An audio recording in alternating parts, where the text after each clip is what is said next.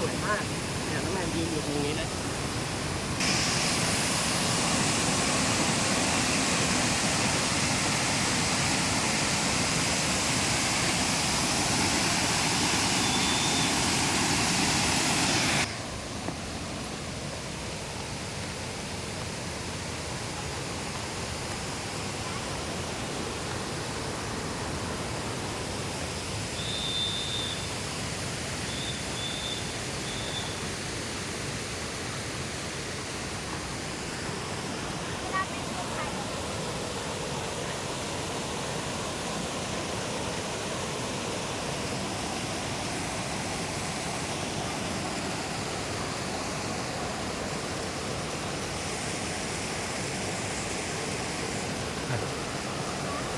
เราต้องขึ้นทางนี้ค่ะ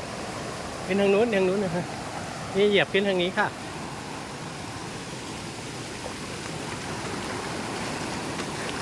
ถึงขั้นเจ้าหน้าที่เรียกขึ้นเลยนะคะเนี่ยโอ้โหน้องแมวถ่ายรูปคู่ตรงนี้เลยนะคะ ถ่ายแล้วค่ะ